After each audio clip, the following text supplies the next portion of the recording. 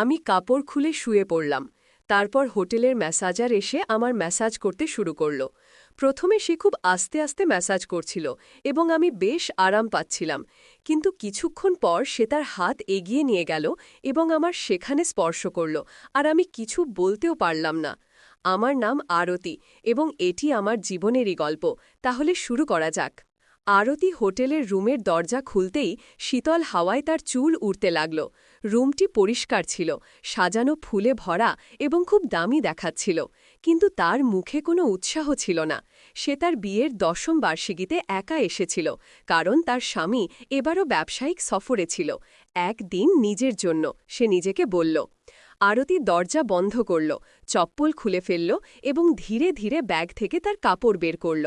সে আয়নার সামনে দাঁড়াল, নিজেকে দেখল যেন বছরের পর বছর পর। ক্লান্তি তার চোখে স্পষ্ট ছিল, শুধু শারীরিক নয়, সেই সম্পর্কেরও, যেখানে সে প্রতিদিন কিছুটা করে কমে যাচ্ছিল। সে গরম পানি চালাল এবং ধীরে ধীরে তার কাপড় খুলতে শুরু করল। বাথরুমটি খুব সুন্দর ছিল, মার্বেলের দেয়াল, হালকা মাঝারি আলো। আরতি শাওয়ার চালাতেই এক ধরনের আরাম নেমে এলো। পানির প্রতিটি ফোঁটা যেন গত বছরের ভার ধুয়ে দিচ্ছিল। কিন্তু ঠিক তখনই এক অদ্ভুত শিহরণ তার পিঠ বেয়ে গেল, যেন কেউ তাকে দেখছে। সে দ্রুত পিছনে ফিরে তাকাল, কিন্তু সেখানে কেউ ছিল না। আমি পাগল হয়ে গেছি নাকি, সে নিজেকে বলল, শুধু ক্লান্ত। আরতি তোয়ালে জড়িয়ে বাইরে এলো এবং হোটেলের ফোনে রিসেপশনকে কল করল। হ্যালো, আমি আজই একটি রিল্যাক্সিং বডি ম্যাসাজ চাই। নিশ্চয় ম্যাডাম, আমাদের একজন প্রফেশনাল আছে, বিজয়। সন্ধ্যা ৭টা কি ঠিক হবে? হ্যাঁ, সে কিছুটা দ্বিধায় বলল। সন্ধ্যা ৭টায় দরজায় একটি খটকা শোনা গেল। আরতি দরজা খুলতেই সামনে দাঁড়িয়েছিল প্রায় ৩৮ বছরের একজন মানুষ। গভীর চোখ, সাধারণ পোশাক এবং হালকা হাসি। হ্যালো ম্যাডাম, আমি বিজয়, মে আই কাম ইন? তার কণ্ঠে কোনো কৃত্রিমতা বা দ্বিধা ছিল না। আরতি নিঃশব্দে মাথা নাড়ল। Where would you like me to set up the towel? সে জিজ্ঞাসা করল। আরতি জানালার দিকে ইশারা করল। বিজয় খুব স্বাভাবিকভাবে টেবিল সেট করল, তোয়ালে বিছাল, তেল রাখল, তারপর তার দিকে ফিরল। আপনি প্রস্তুত? হ্যাঁ, আমি এখনই আসছি, আরতি বলল এবং ওয়াশরুমে চলে গেল। যখন সে বাইরে এলো তখন সে একটি লম্বা বাথরোব পরেছিল, কিন্তু তার ভিতরে ভয় এবং দ্বিধা দুটোই ছিল। বিজয় খুব স্বাভাবিকভাবে তাকে টেবিলে শুতে বলল। পিঠের ওপর শুয়ে পড়ুন, রিল্যাক্স করুন, কোনো তাড়া নেই। তার হাত আরতির কাঁধে পড়তেই সে এক মুহূর্তের জন্য চোখ বন্ধ করল। বিজয়ের স্পর্শ না খুব গভীর ছিল, না খুব হালকা। সে জানত কিভাবে স্পর্শ শান্ত করে। আরতি প্রথমবার কোনো অপরিচিতর হাতে ভয়। আরতির চোখ খোলা ছিল না, কিন্তু মনে হলো যেন হঠাৎ হৃদয় খুলে গেছে। শুনছে কিন্তু বুঝছে না। তার কথার ভঙ্গিতে ছিল ভাঙা স্বর। বিয়ের ১০ বছর পেরিয়ে গেছে। আরতি কথা বলা শুরু করল। আগে মনে হতো আমি তারই পৃথিবী, তারপর ধীরে ধীরে আমি শুধু একটি দায়িত্বে পরিণত হলাম। প্রতিটি উৎসব, প্রতিটি আনন্দ শুধু রীতি হয়ে রইল। বিজয় কিছু বলল না, সে শুনছিল, যেন কেউ ফোঁটা ফোঁটা করে পড়া বৃষ্টিকে দেওয়ালের ভেতর পর্যন্ত অনুভব করছে। আমি ভেঙে পড়ছিলাম, আর সে কখনো দেখেও দেখল না। আরতির কণ্ঠ আস্তে হয়ে গিয়েছিল। বিজয় ধীরে তার হাতের তালু ধরল। তুমি ভাঙনি আরতি, শুধু ক্লান্ত হয়েছ। তার এই কথাগুলো যেন কাচের দেয়ালে আঘাত করল। আরতির চোখ থেকে অশ্রু গড়িয়ে পড়ল। কখনো কখনো শুধু কেউ শুনে দেয়, ছুঁয়ে দেয়, কিছু বলে না, শুধু ধরে রাখে, সে বলল। তাহলে আজ আমি ধরে রাখছি, বিজয় ধীরে বলল। সে কাছে এলো, তার পিঠের নিচে তোয়ালে ঠিক করল এবং মাথার নিচে একটি ছোট বালিশ রাখল। তার স্পর্শ এখন শুধু স্পর্শ ছিল না, তা এখন এক ভাষায় পরিণত হয়েছে। শব্দহীন আরতি টেবিলে ছিল, কিন্তু এখন তার চোখ খোলা। তুমি কি বিবাহিত? সে জিজ্ঞাসা করল। বিজয় হাসল। না, একটি সম্পর্ক ছিল খুব গভীর, কিন্তু তা শেষ হয়ে গেছে। কেন? আরতির চোখে কৌতূহল ছিল, কারণ ভালোবাসা যদি একতরফা হয় তা তালির মতো বাজে না, শুধু প্রতিধ্বনি করে। তার কথা আরতির হৃদয় স্পর্শ করল। কখনো ভেবেছ বিজয়? জিজ্ঞাসা করল। আমাদের মতো মানুষ যারা শুধু অন্যদের ঠিক করতে তৈরি, তাদেরকে ঠিক করে? আরতি প্রথমবার তার দিকে তাকাল, গভীরভাবে, হয়তো কেউ যে নিজেই ভাওনা। তাদের মধ্যে এখন কোনো দূরত্ব ছিল না, কোনো কৃত্রিম সংলাপ নয়, শুধু হৃদয়ের নৈকট্য এবং ভাঙা টুকরো টুকরোগুলো একসাথে জোড়া লাগা। কি করা উচিত? বিজয় ধীরে জিজ্ঞাসা করল। আরতি, আপনি চাইলে আমি আবার কাল আসতে পারি, শুধু কিছু মুহূর্ত আপনাকে নিজের সাথে পরিচয় করিয়ে দিতে। আরতি মৃদুভাবে মাথা নাড়ল। তার চোখে প্রথমবার কিছুটা আশার আলো ছিল। পরের দিন দুপুর গড়িয়ে গিয়েছিল। আরতি বারান্দায় বসেছিল, হাতে চায়ের কাপ।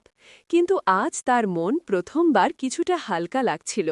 সুনীল আজও অফিস থেকে দেরি করে আসবে। বাড়িতে সেই পুরনো নিস্তব্ধতা। কিন্তু আজ সেই নিস্তব্ধতায় কোনো কষ্ট ছিল না। ফোনে একটি মেসেজ ছিল, যদি ঠিক মনে হয় তবে সন্ধ্যা 5টায় আসতে পারি। আরতি কিছু না ভেবেই শুধু লিখল, ঠিক আছে। বিজয় সময় মতো চলে এলো। আজ তার হাতে কোনো তেল বা ক্রিম ছিল না, শুধু একটি ডায়েরি এবং একটি হালকা হাসি। আজ মেসাজ নয়, আজ কথা বলবো, সে বলল। আরতি অবাক, কি নিয়ে? তোমার সম্পর্কে, সেই মেয়েটির সম্পর্কে, যে একদিন গান গাইত, যে কলেজে কবিতা লিখত। বিজার তার চোখের দিকে তাকাল। তোমার কি সেই মেয়েটি মনে আছে? আরতির গলা আটকে গেল। সে নিঃশবে মাথা নিচু করল। সেই মেয়েটি তো অনেক পেছনে পড়ে গেছে। তাহলে চলো তাকে ফিরিয়ে আনি। বিজয় ডায়েরি খুলল। প্রতিদিন শুধু একটি পাতা। তোমার জন্য লিখো, যা মনে আসে, ব্যথা, হাসি, রাগ, অভিযোগ, সবকিছু। আরতি ধীরে ডায়েরি স্পর্শ করল। এত বছর পর কেউ আমাকে আমারই নাম মনে করিয়ে দিচ্ছে। কারণ তোমার নাম আরতি, এবং আরতি কখনো নিভে যায় না, শুধু ম্লান হয়। বিজয় বলল, আমি চাই না তুমি আবার আসো প্রতিদিন। আরতি বলল, আমাকে এখন নিজের সাথে লড়াই করতে হবে যতটা পারি। বিজয় হাসল, ঠিক আছে, কিন্তু যদি কখনো হারার ভয় হয় এই ডায়েরি খুলে নিও। সে চলে গেল। আরতি অনেকক্ষণ দরজার দিকে তাকিয়ে রইল। আজ প্রথমবার সেই দরজা বোঝা মনে হল না। সেই রাতে আরতি ডায়েরির প্রথম পাতা খুলল, লিখল, আমি আরতি, এবং আমি আবার বাঁচতে চাই। আরতি এবং বিজয় আর কখনো দেখা করেনি, কিন্তু এখন আরতি প্রতিদিন নিজের ভেতর তাকায় এবং প্রতিবার একটি নতুন শক্তি পায়। কখনো কখনো জীবনে একজন অপরিচিত আসে, যে কিছু করে না, শুধু তোমাকে তোমার সাথে পরিচয় করিয়ে দেয়। তো বন্ধুরা, গল্পটি এখানেই শেষ হল। আশা করি এটি তোমাদের ভালো লেগেছে। যদি গল্পটি পছন্দ হয়ে থাকে তবে এই ভিডিওটি একটি লাইক এবং আমাদের চ্যানেল সাবস্ক্রাইব করো। আমার কানে আস্তে করে বলল, ভিতরে ঢুকাবে? আমি হ্যাঁ বলে উত্তর দিলাম। ভাবি বলল, খুব আস্তে ঢুকাবি, এখন আমার ছোট আর গভীরও কম, কখনো তোমার মোটা থেকে ফেটে না যায়। আরামে ঢুকাবি প্লিজ দেবরজি, তোমার ভাইয়া পাশেই ঘুমোচ্ছে। আমি বললাম, হ্যাঁ ভাবি, ঠিক আছে, ভাইয়া জাগবেন না আর তোমার ব্যথাও হবে না। আমি এখন 17 বছরের আর আমার ভাবির বয়স 24 বছর, কিন্তু সে দেখতে খুব সুন্দর। সে আমার সাথে একদম খোলামেলা থাকে। আমার নাম রাহুল, আর আমি আমার গ্রামে ভাইয়া ভাবির সাথে থাকতাম। ভাবির নাম আনিতা ছিল। সে সব সময় হাসি খুশি থাকত, কিন্তু তার চোখে একটা অকথিত বিষাদ লুকিয়েছিল। ভাইয়া প্রায়ই কাজের সূত্রে বাইরে থাকতেন, আর আমি বাড়িতে ভাবির সাহায্য করতাম। একদিন বৃষ্টি খুব জোরে হচ্ছিল। আমি ক্ষেত থেকে ফিরছিলাম যখন ভাবি আমাকে ডাকল, রাহুল, তাড়াতাড়ি ভিতরে চলে আয়, ভিজে যাবি। আমি তার ঘরে গেলাম, যেখানে সে চা বানাচ্ছিল। হঠাৎ বাতাসে দরজা বন্ধ হয়ে গেল আর খিল লাগল। আমরা দুজন ঘরে একা হয়ে গেলাম। আমি ঘাবড়ে গেলাম, কিন্তু ভাবি হেসে বলল, আরে ভয় পাস না, এই পুরনো দরজা, এখনই ঠিক করে দেব। সে আমার হাতে চায়ের কাপ দিল আর পাশে বসে গেল। তার চোখে কিছু বলার ছিল। রাহুল, সে আসতে বলল, তুই জানিস তোমার ভাইয়ার আমার কোনো ফিকির নেই। আমি এখানে একা, কিন্তু তুই সবসময় আমার সাথে থাকে। তার কণ্ঠে ব্যথা ছিল আর চোখে ভেজা ভাব। আমি চুপ করে রইলাম। তারপর সে বলল, আজ তুই এখানে আছে, তাই মনে হয় কেউ আমার আছে।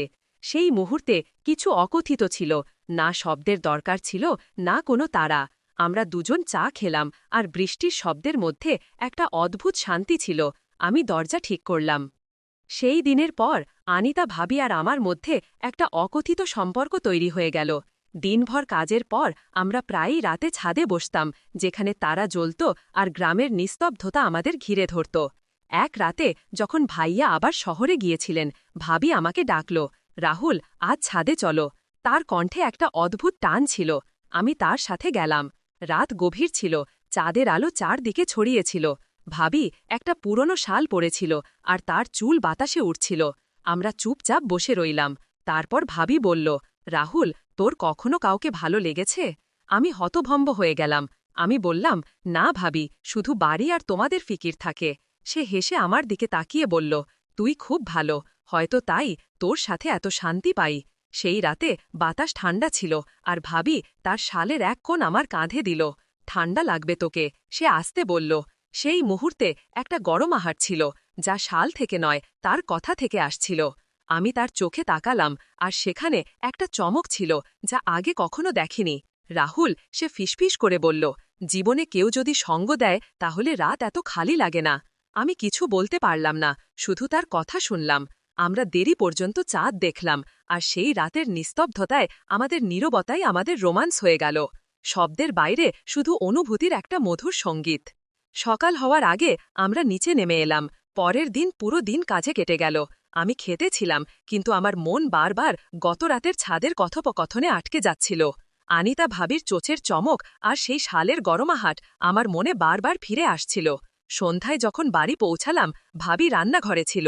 সে আমাকে দেখে হালকা হাসল আর বলল, রাহুল, আজ রাতে আবার ছাদে চলো, চাঁদ আরও পরিষ্কার দেখা যাবে। আমি সম্মতি দিলাম। রাত গভীর হতে লাগল। খাওয়ার পর আমরা ছাদে গেলাম। এবার বাতাসে একটা অদ্ভুত মিষ্টি গন্ধ ছিল, যেন ফুলের সুগন্ধ দূর থেকে ভেসে আসছে। ভাবি একটা হালকা নীল শাড়ি পরেছিল, যা চাঁদের আলোয় ঝলমল করছিল। আমরা পাশাপাশি বসলাম। রাহুল, সে আসতে বলল, তোর কখনো মনে হয় না যে জীবনে কিছু বাদ পড়ছে? আমি তার থেকে তাকালাম। তার কণ্ঠে একটা গভীরতা ছিল, যা সরাসরি হৃদয় পৌঁছাচ্ছিল। আমি বললাম, ভাবি, তোমার সাথে সময় কাটানোর পর মনে হয় কিছু বাদ পড়েনি। সে আমার কথা শুনে তার চোখ নিচু করল, আর আস্তে আমার হাতে তার হাত রাখল। তার আঙুল ঠান্ডা ছিল, কিন্তু সেই স্পর্শে একটা আগুন ছিল। তুই সত্যি আমার জন্য অনেক অর্থপূর্ণ, সে বলল, আর তার চোখে চিকচিক করল।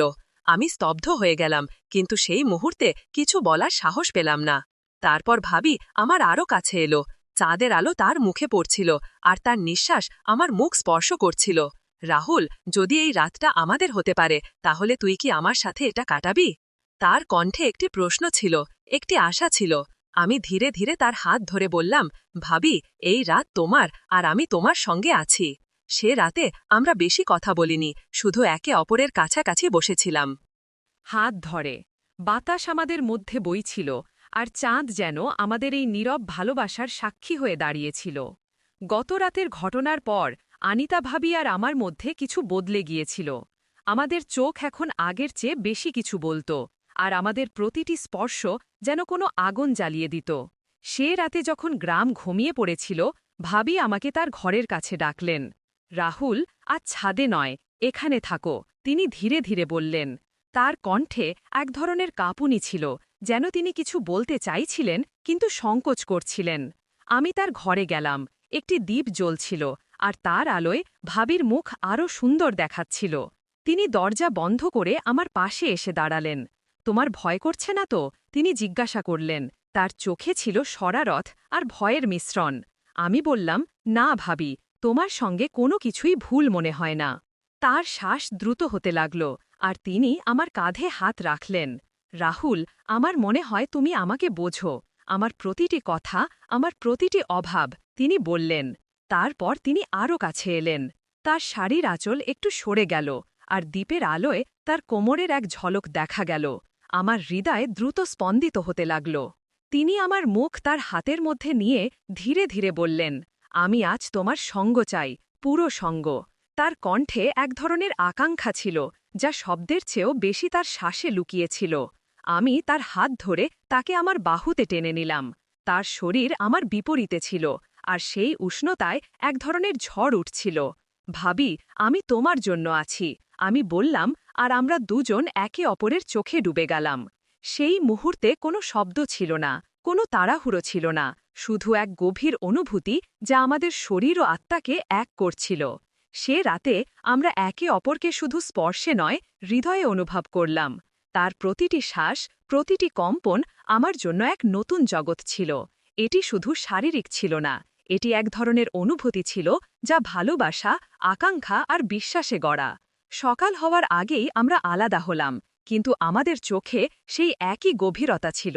সে রাতের পর আনিতা ভাবি আর আমার সম্পর্ক এক নতুন স্তরে পৌঁছেছিল।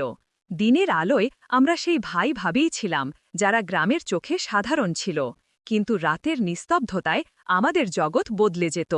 পরের রাতে ভাবি আবার আমাকে তার ঘরে ডাকলেন।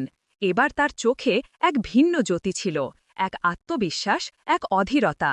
যখন আমি ভিতরে গেলাম, তিনি দরজা বন্ধ করে আমার পাশে এসে দাঁড়ালেন। রাহুল, তিনি ধীরে ধীরে বললেন, গতরাতের পর আমি ঘুমাতে পারিনি, তুমি আমার চিন্তায় ছিলে।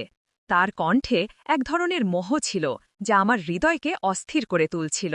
আমি তার দিকে তাকালাম, তার শাড়ি হালকা ছিল, আর দ্বীপের আলোয় তার শরীর এক রহস্যময় সৌন্দর্য নিয়ে হাজির ছিল।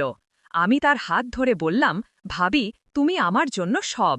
তিনি আমার ঠোঁটে তার আঙুল রাখলেন আর বললেন, আজ শব্দ নয়, শুধু আমরা। তারপর তিনি আমাকে তার দিকে টেনে নিলেন। আমাদের শ্বাস একে অপরের সঙ্গে মিশে গেল, আর সেই মুহূর্তে সময় যেন অদৃশ্য হয়ে গেল। ভাবি তার শাড়ির আঁচল ধীরে ধীরে কাঁধ থেকে সরিয়ে দিলেন। তার চোখ আমার চোখে ছিল, যেন তিনি আমার কাছ থেকে কিছু চাইছিলেন। আমি তাকে আমার বাহুতে জড়িয়ে ধরলাম, আর তার উষ্ণতা আমার শরীরে এক শিহরণ ছড়িয়ে দিল। রাহুল, আমার মনে হয় আমি তোমার ছাড়া অসম্পূর্ণ, তিনি আমার কানে ফিসফিস করলেন। তার শ্বাসের উষ্ণতা আর তার কথার জাদু আমাকে মোহিত করছিল। আমরা বিছানায় বসলাম। আমি তার চুলে আঙুল বোলালাম, আর তিনি আমার বুকের সঙ্গে লেগে গেলেন। তার স্পর্শ, তার গন্ধ, সবকিছু আমার হুঁশ উড়িয়ে দিচ্ছিল। তুমি আমাকে সম্পূর্ণ করো, তিনি বললেন, আর ধীরে ধীরে আমার মুখ তার দিকে টেনে নিয়ে আমার কপালে চুমু দিলেন। সেই চুম্বনে ভালোবাসা ছিল, আকাঙ্ক্ষা ছিল, আর এক ধরনের ব্যাকুলতা যা আমাদের দুজনকে একে অপরের মধ্যে হারিয়ে যেতে বাধ্য করছিল। সে রাতে আমাদের নৈকট্য শারীরিকের চেয়েও বেশি আত্মিক ছিল। প্রতিটি স্পর্শে এক প্রতিশ্রুতি ছিল, প্রতিটি শ্বাসে এক গল্প। আমরা একে অপরের এত কাছে ছিলাম যে আমাদের হৃদয় স্পন্দনও এক তালে চলছিল। এটি শুধু আবেগ ছিল না, এটি এক ধরনের মিলন ছিল যা আমাদের আত্মাকে যুক্ত করছিল। সকালের প্রথম আলোর সঙ্গে আমরা আলাদা হলাম, কিন্তু আমাদের চোখে সেই একই আগুন ছিল, সেই একই ভালোবাসা ছিল। ভাবি আমার হাত ধরে বললেন, আর এই রাতগুলোই আমার জীবন রাহুল। আর আমি মনে মনে শপথ নিয়েছিলাম যে আমি তাদের প্রতিটি রাতকে তাদের মতোই বিশেষ করে তুলব। প্রতিটি দিন যেতে যেতে অনিতা ভাবি আর আমার সম্পর্ক গভীর হতে থাকল। দিনে আমাদের কথোপকথন সাধারণ হতো, কিন্তু রাত হলেই আমরা এক অন্য জগতে হারিয়ে যেতাম যা শুধু আমাদেরই ছিল। পরের রাতে যখন গ্রামের নিস্তব্ধতা গভীর হয়ে এলো, ভাবি আমাকে আবার তার ঘরে ডাকলেন। এবার তার মুখে ছিল এক রহস্যময় হাসি, যেন সে কিছু নতুন বলতে চাইছে। আমি ভিতরে গেলাম। ঘরে শুধু একটি ছোট্ট প্রদীপ জ্বলছিল, আর তার মৃদু আলোয় ভাবি স্বপ্নের মতো দেখাচ্ছিল। সে লাল রঙের শাড়ি পরেছিল, যা তার ত্বকে ঝলমল করছিল। রাহুল, সে আমার দিকে এগিয়ে এসে বলল, আজ আমি তোমাকে কিছু দেখাতে চাই। তার কণ্ঠে ছিল এক মাদকতা যা আমাকে তার দিকে টানছিল। সে আমার হাত ধরে আমাকে তার পাশে বসাল, তারপর আস্তে করে তার শাড়ির আঁচল সরিয়ে তার গলায় একটি ছোট তিল দেখাল। এটা আমার রহস্য, সে হেসে বলল, কখনো কেউ এত কাছ থেকে এটি দেখেনি। আমি তার সেই মাধুর্য আর সেই মুহূর্তের গভীরতায় হারিয়ে গেলাম। আমি আস্তে করে সেই তিল স্পর্শ করলাম, আর তার শ্বাস দ্রুত হয়ে উঠল। ভাবি, আমি বললাম, আপনি আমার জন্য এক ধাঁধা যাকে আমি প্রতিটি মুহূর্তে সমাধান করতে চাই। সে আমার দিকে তাকাল, আর তার চোখে এক আগুন জ্বলে উঠল।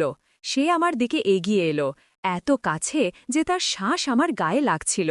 তাহলে আজ আমাকে সমাধান করে ফেলো, সে ফিসফিস করে বলল, আর সেই মুহূর্তে আমার ভিতরের সব সংকোচ গলে গেল। আমি তাকে আমার বাহুতে টেনে নিলাম, তার শরীর আমার গায়ে লেগেছিল, আর সেই উষ্ণতায় এক ঝড় উঠছিল। সে আমার কাঁধের কাছে ঠোঁট এনে বলল, রাহুল, আজ আমার মনে হচ্ছে আমি শুধু তোমার জন্যই তৈরি হয়েছি। তার কথায় আমার হৃদয় কেঁপে উঠল। আমি তার মুখ আমার হাতের মধ্যে নিয়ে ধীরে ধীরে তার চোখের দিকে তাকালাম। তারপর কিছু না বলে আমি তার কপালে চুমু দিলাম, আর সে আমার বুকের সাথে লেগে গেল। সেই রাতে আমাদের রোম্যান্স শব্দের বাইরে ছিল। আমি তার চুলে হাত বুলালাম, তার কোমরে হাত ঘুরালাম, আর প্রতিটি স্পর্শে তার মোহ অনুভব করলাম। সে আমার কাঁধে মাথা রেখে বলল, তোমার স্পর্শে সেই জাদু আছে যা আমাকে বাঁচিয়ে রাখে। আমি তাকে আরও শক্ত করে জড়িয়ে ধরলাম, আর আমাদের শ্বাস একে অপরের মধ্যে মিশে গেল। আমরা বিছানায় শুয়ে পড়লাম একে অপরের বাহুতে। তার আঙুলগুলো আমার বুকের ওপর নাচছিল আর আমার হাত তার কাঁধ থেকে নিচে নামছিল। এটি শুধু শারীরিক ছিল না, এটি ছিল এক মিলন যেখানে আমাদের আত্মা একে অপরের সাথে কথা বলছিল। রাহুল, আমাকে কখনো ছেড়ো না, সে বলল, আর তার চোখ থেকে এক ফোঁটা অশ্রু আমার হাতে পড়ল। আমি তা চুমু দিয়ে শুকিয়ে বললাম, আপনিই আমার দুনিয়া ভাবি। সেই রাত জুড়ে আমরা একে অপরের মধ্যে হারিয়েছিলাম।